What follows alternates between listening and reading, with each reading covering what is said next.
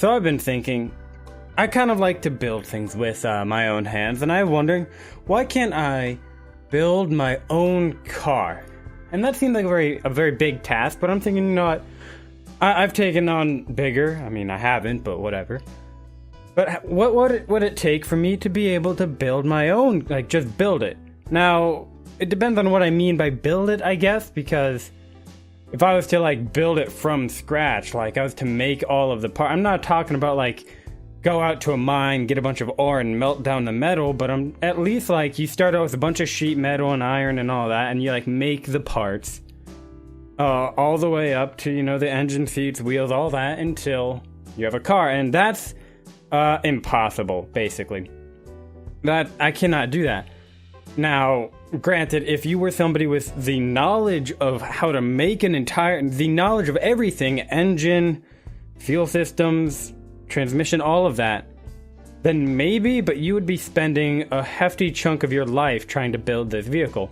And even then, it probably will not be that good of a vehicle, and it'll be a very expensive project because it's very complex. But there are people who do it, but they don't create the item themselves. They basically they'll build the frame themselves, and then they will add everything else component by component. They're not going to build their own engine, but they are going to buy an engine block and then put that into their custom vehicle, and odds are they'll buy anything that basically isn't the body, they're going to purchase and then install. And in that sense, I guess, yeah, you could build your own vehicle. That's going to cost a lot of money and a lot of hard work. This isn't something that you can just hash out in a weekend. Though, I did discover if you wanted something easier than just building your own car, there are things called kit cars. And kit cars, they're kind of like those model Gundam things, or like a model car thing that you get it, and you get it in a box, and it's basically a disassembled vehicle, and you put it together yourself. And you're able to get these kit cars in like various levels of completion, like this one only really needs an engine, or this one only needs tires, and this and that. I mean, you can get a kit car pre-built entirely, but I don't quite know why you would do that. Since if you're getting a kit car to build the car, why would you get it pre-built? That's like it's like I don't see it. No. But it is a hobby, so people, you know, they spend a lot of time doing this. And even those who know how to do it, it's a very skilled task. It takes a long time. Though the nice thing, there are good things about kit cars, and one, they are much more viable options. Like, if I had the tools, the patience, and the know-how, I could actually put together a kit car. I could not build a car, I could put together a kit car. And that's really cool because it's a very open thing for car building enthusiasts, for mechanics and all that. It's something that somebody can invest a lot of time in. It's cool because they can be serviced as normal. Like, if you had a Ford motor inside your kit car, you could take it to a Ford certified dealership and be like, hey, I have this problem, are you guys able to fix it? And they'll be like, oh yeah, probably, sure. And that's really cool.